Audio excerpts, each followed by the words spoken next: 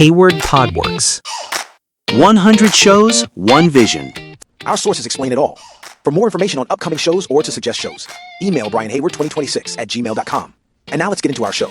Hayward Podworks is vision, deep dives into any topic. Welcome to the Deep Dive, where we streamline complex source material into the sharpest, most applicable insights, custom tailored for you. Today we're diving into something really fascinating. It's a comprehensive guide called The Abundance Mindset, the ultimate guide to living an abundant, unlimited, and content life. And our mission here is to really pull out the core insights, specifically how a simple shift in your thinking, just changing your lens, can radically affect things you can actually measure, like your intelligence, your ability to see opportunities, and just your day-to-day happiness. Exactly. So let's start with that core concept, mindset. Okay, let's unpack that, because the sources are really clear that it's not, some deeply held value or a core belief that's fixed in stone. Right. It's much more like a way of thinking.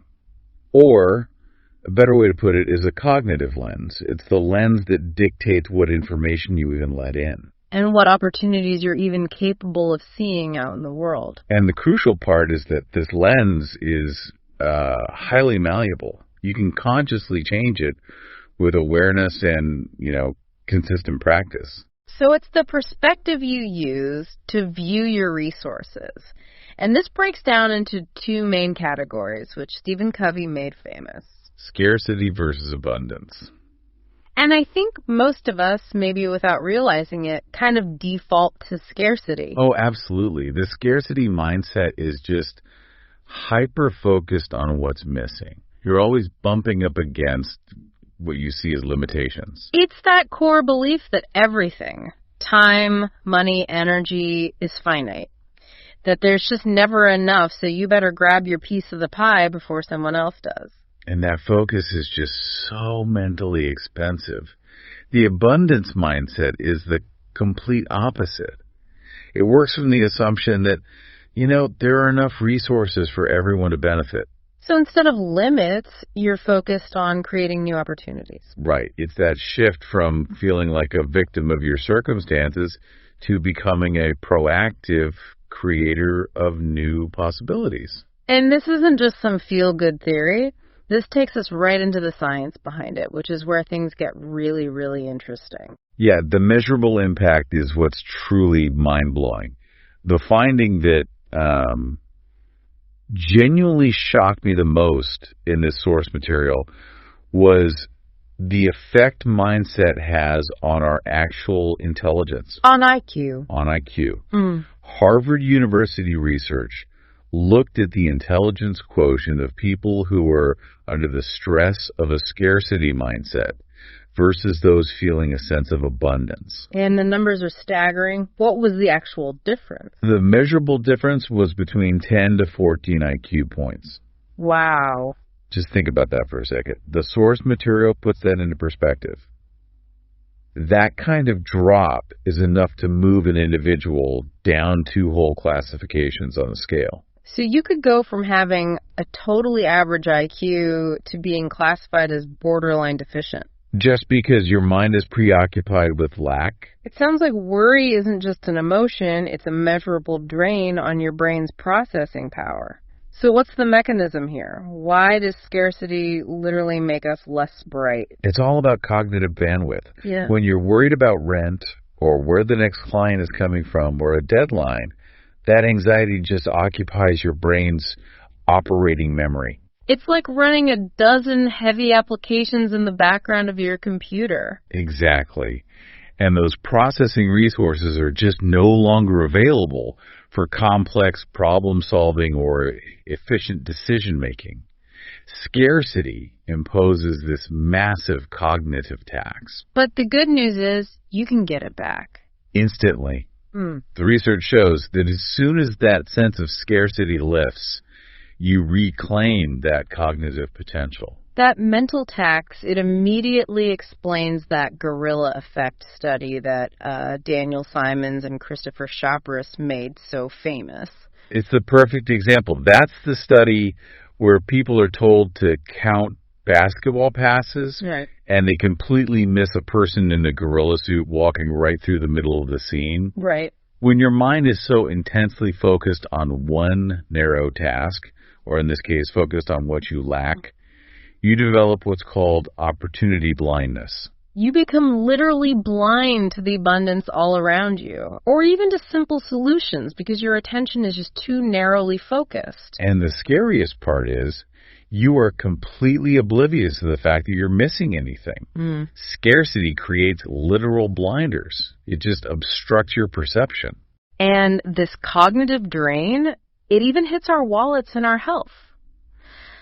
The source material points out that a scarcity mindset really negatively affects complex decisions, like correctly pricing things or choosing investments. People under that cognitive load are way more likely to make instant gratification purchases. Right. You prioritize that immediate relief over any kind of long-term benefit. Yeah. And that same impulsivity just spills right over into health. How so? Scarcity thinking is directly linked to poor food choices. Eating unhealthy foods, overindulging, it's all because your mind gravitates toward immediate comfort when your resources feel low. Which is often the exact opposite of what's good for your long-term health. Exactly. And on the flip side, the abundance mindset, the one that lifts that cognitive tax, is tied to better physical and psychological health, less daily stress, and reduced anxiety. It's not just about money then. It's a fundamental trust that you'll have access to resources, whether they're emotional or time or financial. So if the science gives us the why, the next step has to be awareness. We need to be able to spot these cognitive drains in ourselves. Which moves us into the really practical part, diagnosing your scarcity traps. The sources all stress that awareness is the key. You have to spot these behaviors before you can stop them. And the most direct trap is simply focusing on the gaps.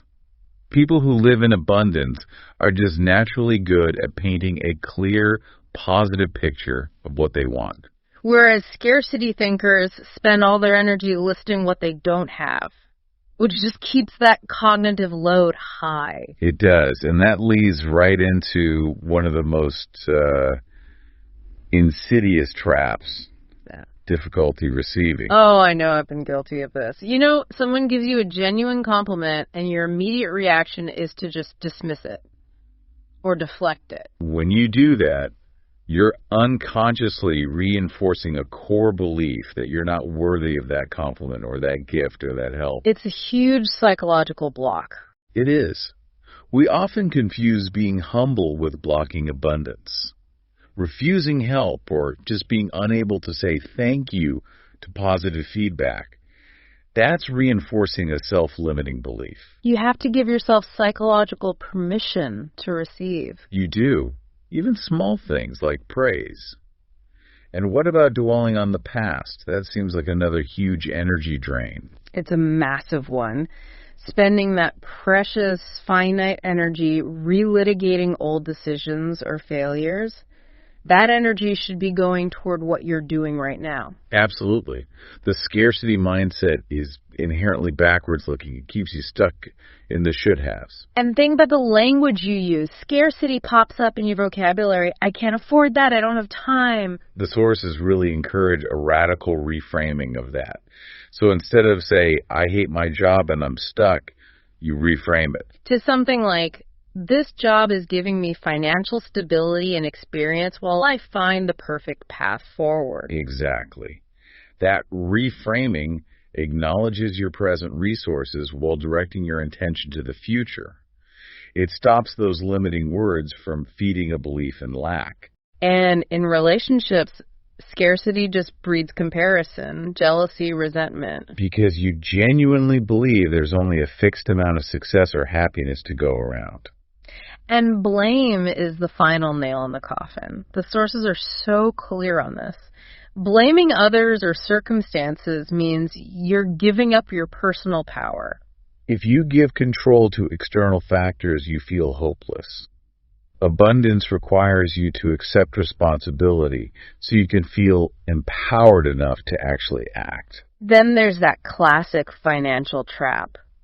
Instant gratification, that panic to spend unexpected money right away. That fear that it'll just disappear if you don't grab something tangible with it right now. Yeah.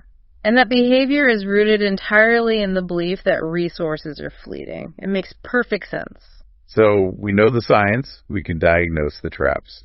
The next step is building the structure for change. Right. Let's move to section 3. The structure of change, which really starts with the law of abundance itself. And the law of abundance rests on two very actionable ideas. The first one is balance, specifically the balance between giving and receiving. So life requires reciprocity. You have to give as much as you get or you block the flow. You do. And it's not just about money. Okay, give us a good example of that imbalance, because I think we're often givers in one area and blockers in another. Think about emotional resources. If you're the friend who's always listening, always offering support, always paying the emotional tab. But when someone asks how you are, you just say, I'm fine, and turn it back to them. You immediately deflect. You're chronically overgiving.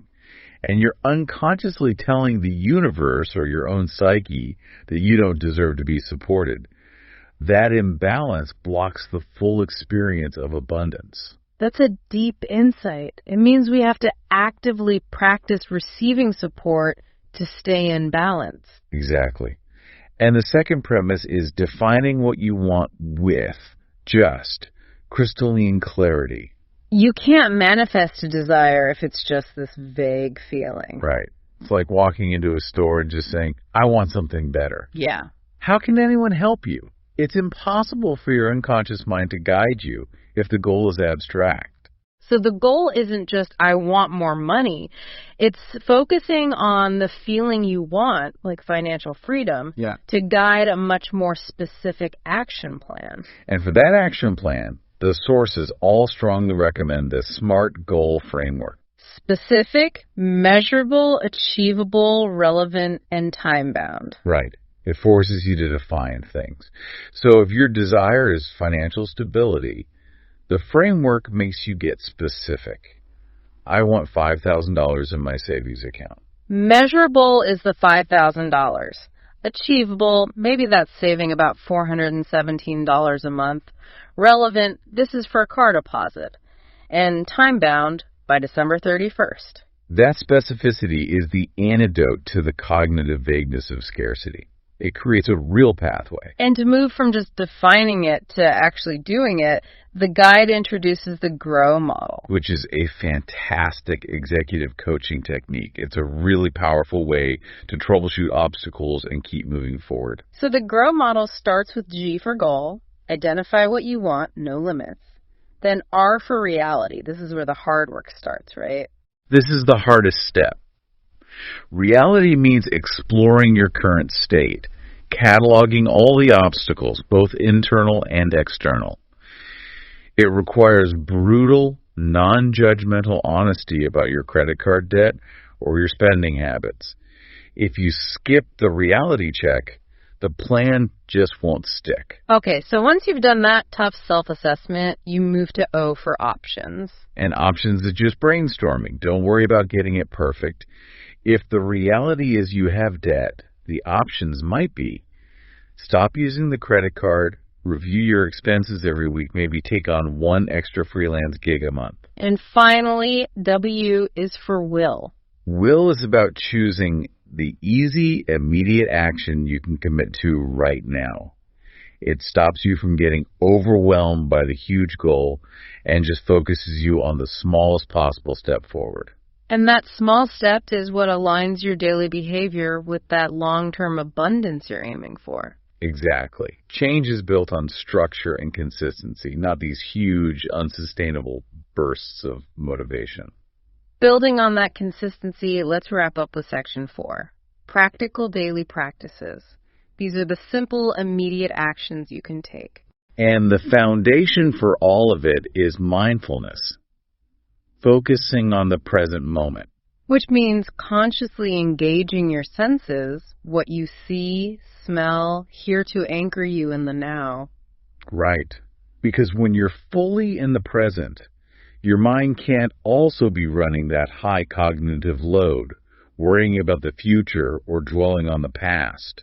In this moment, you recognize you're safe and you have resources. And the most direct way to shift your attention is gratitude. For sure.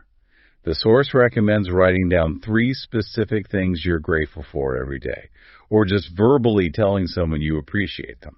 It forces your focus onto what you have, which instantly reduces that feeling of lack. It's a powerful realignment tool. You're constantly reminding your brain that resources are, in fact, all around you. We should also talk about expectations. The sources suggest actively reducing rigid expectations, which isn't about giving up on your goals. No, it's about becoming more flexible in how they might arrive. Reducing expectations allows more opportunities to show up in unexpected ways, and it brings more peace. And way less disappointment. Yes, abundance is a daily practice. It's not an overnight lottery win. It needs consistent, small actions. Put $5 a day in savings. Recognize one thing you love about yourself. That constant, gentle push is what seals the new habit. And to really accelerate this shift, our sources stress 3 final behaviors. First, express deep self-love. Prioritizing your own well-being and rest is not selfish. It's necessary maintenance so you can operate from a place of giving, not depletion. Second, truly learn to receive with open arms. We talked about this, but it's worth repeating. When a compliment comes, just practice pausing the deflection and simply saying thank you. And finally, a really powerful perspective shift. Seeing the opportunity in difficulties. I love the quote they use from Gabrielle Bernstein. Obstacles are detours in the right direction. That quote reframes every single setback as just information. You spend less time being angry at the wall and more time realizing the wall is a signal to just change course. You have to trust that the detour is leading you somewhere better. It's a perfect synthesis of everything we've covered. The shift to an abundant life is entirely dependent on changing that mindset lens. The immediate change isn't external wealth. It's the liberation of your internal cognitive resources. Which allows you to finally perceive what you already possess. And remember to be patient. The sources remind us it takes about 21 days to form a new habit, so stick with those small daily actions. But here is the final provocative thought we want to leave you with. Okay. The research showed that merely changing your attitude of mind can instantly restore 10 to 14 IQ points. So if shifting your thinking process can unlock immediate cognitive potential, what small, single scarcity-based thought can you reframe right now to instantly stop worrying about the wall and start recognizing the detour? Hayward Podworks. 100 shows, 1 vision. All right, this is Hayward Podworks, and that's today's episode. If this helped you, do me a favor, hit follow, leave a quick rating, and share it with one person who'd get value. Want the extras, links, and new drops? Check the show notes. Until next time, stay sharp, stay consistent, and keep building. Hayward Podworks. We'll talk soon.